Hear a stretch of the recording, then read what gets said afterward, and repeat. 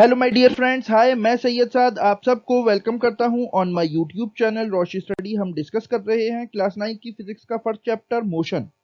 और जहां पर के हमने अपने लास्ट लेक्चर में डिस्कस किया था अबाउट द ग्राफिकल रिप्रेजेंटेशन, और उससे प्रीवियस लेक्चर्स में हम डिस्कस कर चुके हैं about the motion and its types, physical quantity, distance and displacement, speed and velocity, acceleration and its types. तो इन टॉपिक्स के बारे में अगर आप डिटेल में जानना चाहते हैं तो इस वीडियो के डिस्क्रिप्शन में जाकर प्लेलिस्ट के लिंक को फॉलो करें, जहां पर आपको मोशन से रिलेटेड तमाम लेक्चर्स मिल जाएंगे।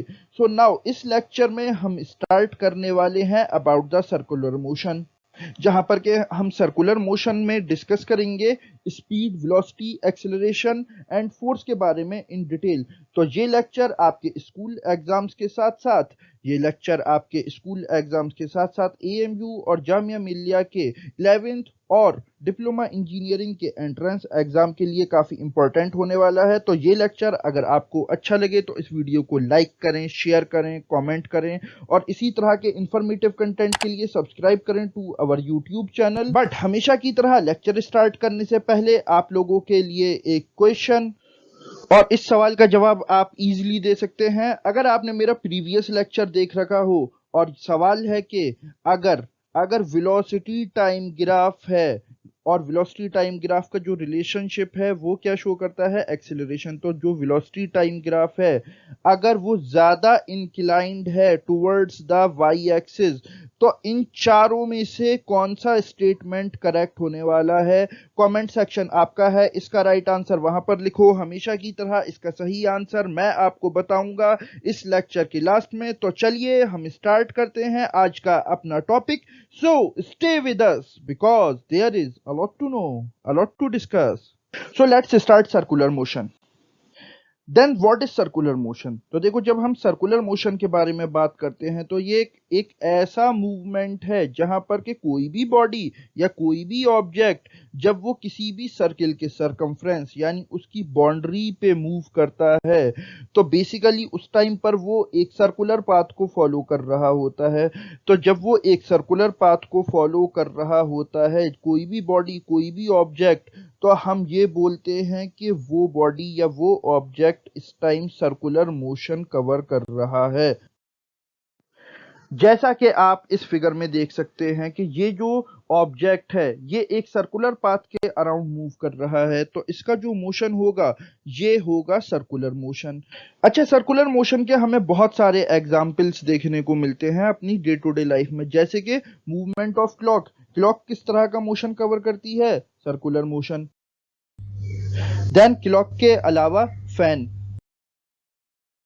या फिर प्लैनेटरी मोशन, जैसे कि हमारे सोलर सिस्टम में जितने भी प्लैनेट्स हैं वो सन के अराउंड सर्कुलर पाथ में मूव कर रहे हैं। तो ये सब एग्जाम्पल्स थे सर्कुलर मोशन के।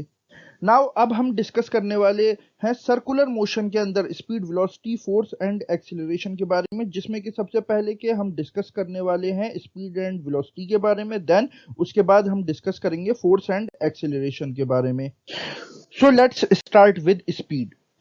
देन जब हम सर्कुलर मोशन में स्पीड कैलकुलेट करते हैं किसी भी ऑब्जेक्ट या किसी भी बॉडी की, तो हम उसी फॉर्मूले से कैलकुलेट करते हैं जो कि हम लिनियर मोशन में यूज किया करते थे, यानी कि speed is equal to distance upon time.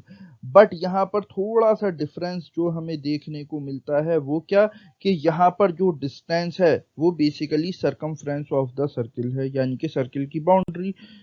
तो जैसा कि हम जानते हैं कि v is equal to S by T होता है, और जो सरकमफ्रेंस ऑफ द सर्किल होता है इसका फॉर्मूला होता है 2 पाई आर। तो इसीलिए हम s की जगह 2 पाई आर रख देते हैं, और सर्कुलर मोशन में स्पीड का फॉर्मूला हो जाता है v is equal to 2 pi r by t. और ये जो speed of unit in circular motion है ये है मीटर पर सेकेंड।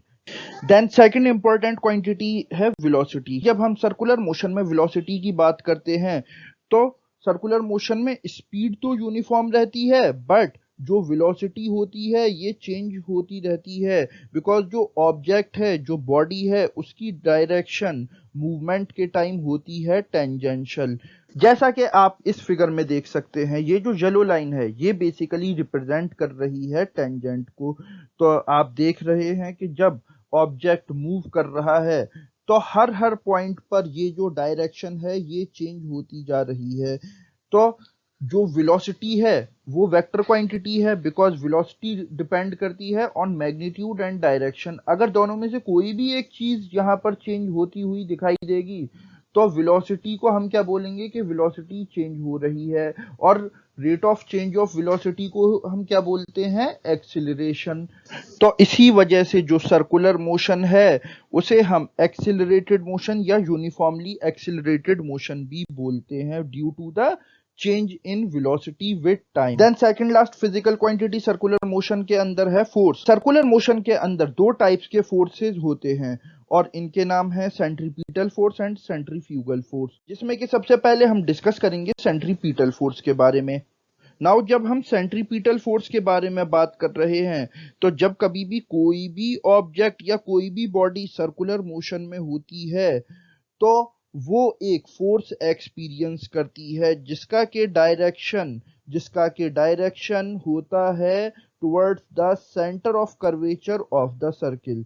यानी कि जो ऑब्जेक्ट मूव कर रहा है सरकमफ्रेंस के अराउंड तो उस ऑब्जेक्ट को एक फोर्स एक्सपीरियंस करने को मिलती है जिसका के डायरेक्शन होता है सेंटर ऑफ द सर्किल की तरफ। यानी कि सेंट्रीपिटल फोर्स सर्कुलर मोशन के दौरान जो ऑब्जेक्ट है उसको सेंटर की तरफ ले जाने की कोशिश करती है। देन जो सेकंड टाइप ऑफ फोर्स अब हम डिस्कस करने वाले हैं वो है सेंट्रीफ्यूगल फोर्स। देन जो सेंट्रीफ्यूगल फोर्स होता है ये भी एक फोर्स है जो कि कोई भी ऑब्जेक्ट या कोई भी बॉडी सर्कुलर मोशन के दौरान एक्सपीरियंस करता है।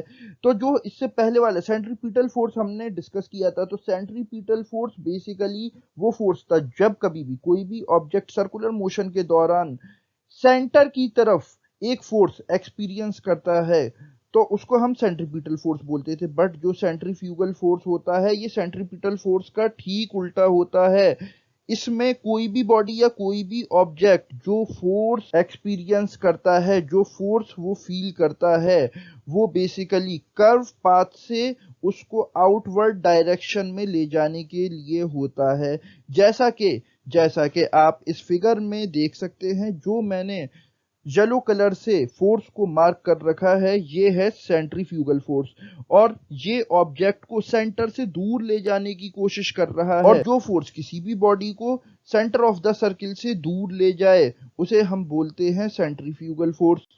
सो जब कभी भी कोई भी ऑब्जेक्ट सर्कुलर मोशन फॉलो करता है तो वो सेंट्रीपिटल और सेंट्रीफ्यूगल फोर्स के परपेंडिकुलर होने की ही वजह से सर्कुलर मोशन को फॉलो कर पाता है।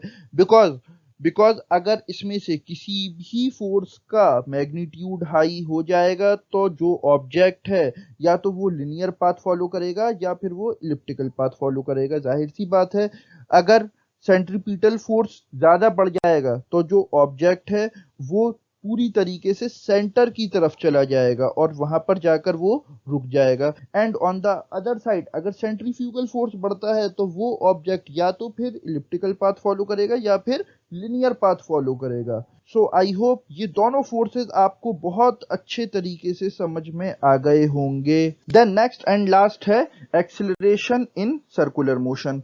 तो हम यहाँ पर जब एक्सिलरेशन की बात कर रहे हैं तो बेसिकली हम बात कर रहे हैं सेंट्रीपिटल एक्सिलरेशन की, जो कि बराबर होता है v² अपॉन r के। और जो सेंट्रीपिटल फोर्स है वो हमें यहाँ पर मिलता है force is equal to mass into acceleration, जहां से के हमें जो सेंट्रीपिटल फोर्स है वो मिल जाता है F is equal to mv² upon r।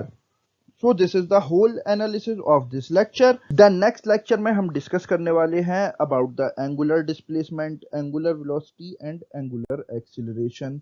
So this is the end of the lecture. Now हम वापस आते हैं अपने क्वेश्चन की तरफ। और आपका सवाल था कि अगर एक वेलोसिटी टाइम ग्राफ जो कि ज्यादा इंक्लाइंड है टुवर्ड्स द वाई एक्सिस, तो इन चारों स्टेटमेंट्स में से कौन सा स्टेटमेंट ट्रू है या करेक्ट है।